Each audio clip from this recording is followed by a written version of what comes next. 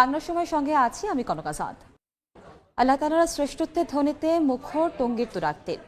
বিশ্ব ইজতেমার প্রথম পর্বের প্রথম দিনে জুমার নামাজে ঢল নামে মুসল্লির। মূল ময়দান ছাপিয়ে সড়ক অলিগলিতেও নামাজ আদায় করেন তারা। দোয়া করেন দেশ ও জাতির মঙ্গলের জন্য। দিনের মেহনতে পরকালীন মুক্তি লাভের আশা ধর্মপ্রাণ মানুষের। এর আগে সকাল থেকে খিত্তায় খিত্তায় তালেমি বয়ান আর জিকির আজকারে মুশকুল থাকেন তারা। তোহা খান তামিমের রিপোর্টে বিস্তারিত।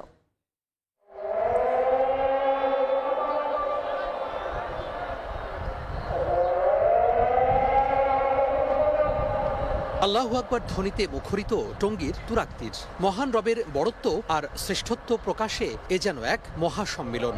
সিজদাবনত অসহায় বান্দা নিজেকে সঁপে দিয়েছেন, আত্মসমর্পণ করেছেন মহান রবের দরবারে। 160 একরের মূল ময়দান ছাড়াও জুমার নামাজে এই মহাসম্মেলনের ঢেউ ছড়িয়ে পড়ে আশপাশের রাস্তা ও অলিগলিতে।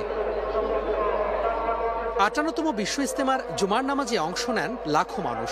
বড় এ জামাতে অংশ নিতে পেরে নিজেদের সৌভাগ্যবান মনে করেন মুসল্লিরা। নামাজ শেষে দোয়া করেন দেশ ও জাতির কল্যাণের জন্য। এত বড় একটা জুম্মার নামাজ আদায় করার তৌফিক দান করছে, এটা আল্লাহ তাআলার কাছে আমরা নিয়ামতের শুকরিয়া। সমস্ত মুসলমানের মধ্যে যে হামদরদ তৈরি হয়ে যায়, মহব্বত যায়, এটাই আমরা চাই আল্লাহ তাআলার কাছে। সারা বিশ্বের মানুষের জন্য দোয়া করব যেন সবাইকে যেখানে যেভাবে আছে সবাই যেন শান্তিপূর্ণভাবে বসবাস করতে পারে। এর আগে বাদ ফজর পাকিস্তানের শীর্ষ এক আলেমের বয়ানের মধ্য দিয়ে শুরু হয় দিনের কার্যক্রম। সকাল থেকে কুয়াশার চাদরে আড়াল থাকে সূর্য, বাতাস বাড়িয়ে দেয় শীতের তীব্রতা। তবে বেলা বাড়ার সঙ্গে সঙ্গে ঝলমলে হয়ে ওঠে পরিবেশ।